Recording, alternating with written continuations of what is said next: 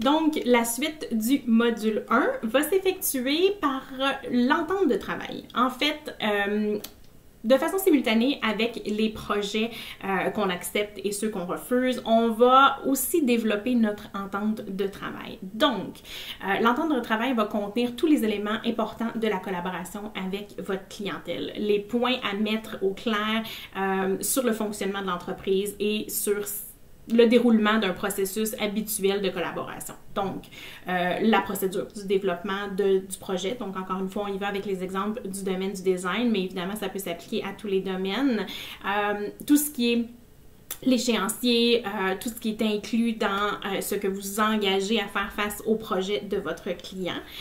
Les tarifs, donc modalité de paiement aussi, très important. Donc, si c'est un taux horaire, si c'est un prix par unité, si on a une modalité de paiement qui est répartie, si c'est, donc si on part avec un premier dépôt. Donc, ça, c'est tous des points qui sont importants d'inclure et de mettre sur papier pour pouvoir avoir un filon qui est très clair, autant pour vous que pour votre clientèle. Donc, ça va devenir un outil qui va devenir une référence aussi au fur et à mesure. C'est un outil que j'encourage les gens à partager avec leur clientèle, idéalement dès le départ. Je vais revenir sur les possibilités des moments où l'envoyer, mais qui va surtout, le point qui est très important par-dessus tout ceci, c'est que c'est un outil que vos clients vont pouvoir se référer tout au long de votre collaboration. Donc, même si c'est des questions de départ, et que quelques mois plus tard, ils ont encore une interrogation, bien, ils vont pouvoir y retourner et s'y référer. Donc, c'est quand même un outil qui est très important. Donc, tout ce qui est dépôt demandé, comme je l'ai dit, les délais de réalisation aussi, c'est très important dans le contexte. Je pense que ça nous permet à éviter là, toutes les mauvaises surprises ou des malentendus par rapport à notre clientèle sur les délais. Tous les points légaux, évidemment, tout ce qui est propriété intellectuelle ou physique, évidemment, tout dépendant du type d'activité. Les responsabilités et la limite évidemment de ceux-ci. Donc, si vous travaillez en collaboration avec des sous-traitants ou si vous travaillez avec des références, évidemment, c'est important de mettre la limitation qui s'applique dans ce cas-ci. Évidemment, on signe et on date le document.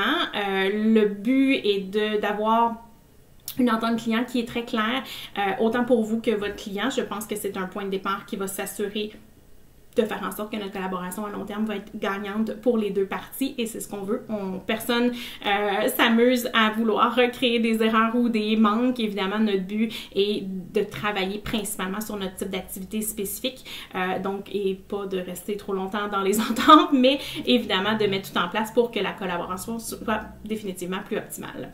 Donc, comme je mentionnais, il y a différents moments où on peut envoyer l'entente de service. Certaines personnes l'envoient dès le départ, donc dès les premières discussions, dès les premiers, même avant une première rencontre.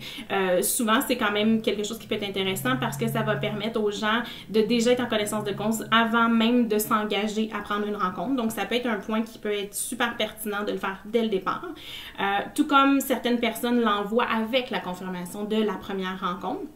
De cette façon-là, si jamais, même si on s'est engagé à prendre un rendez-vous, si jamais il y a quelque chose qui ne convient pas à votre client dans l'entente de service en tant que tel, bien, il va être informé avant. Donc, ça peut vous éviter aussi d'avoir à vous déplacer si jamais le client décide de ne pas aller de l'avant avec la rencontre. Donc, encore une fois, ça peut être intéressant aussi. C'est sûr que ça va probablement vous faire en sorte que vous allez avoir eu déjà plusieurs échanges avec le client, mais je pense que dans les deux cas, c'est quelque chose qui est très bien. Tout comme ça peut être aussi pertinent de l'envoyer lors de l'offre de service. Donc, en même temps qu'on envoie notre offre de service, on jumelle notre entente qui permet d'avoir, en fait, l'offre va devenir concrètement, qu'est-ce qu'on recommande pour le projet niveau prix et très personnalisé face au client, tandis que l'entente est vraiment plus de façon générale pour notre entreprise. Donc, c'est pour ça aussi que j'en parle avec vous au premier module. Le but est de créer l'entente de service en même temps. Donc, c'est l'outil numéro 4. Je vais vous le joindre avec le prochain module parce que on va aussi en parler dans différents, un petit peu plus tard. Donc, on va pouvoir y revenir aussi, mais c'est quelque chose qui va vous permettre d'être préparé dès le début. Donc, évidemment, tout le processus de ce que vous vous engagez ou pas à faire, ou pas, la limitation à faire, et tout ce toutes les particularités que vous demandez pour avoir une entente qui est gagnante avec votre client vont être établies dès le départ. Donc, c'est pourquoi l'outil numéro 4 va se déplacer d'un module à l'autre dans le programme. Évidemment, vous aurez remarqué avec la deuxième vidéo, tout est un peu interrelié, tout se fait pratiquement en même temps. Donc, l'important, c'est de faire une boucle comme si on avait un client face à nous pour pouvoir attacher tous nos outils et évidemment être prêt quand le client va réellement se présenter. Donc, l'entente de service viendrait compléter le module numéro 1 dans ce cas-ci. Comme je vous dis, tout est un peu interrelié, donc vous allez pouvoir jouer avec les outils d'un module à l'autre, mais le module numéro 1, base de préparation, se complète avec l'entente de service. Donc, on se revoit dans le module 2.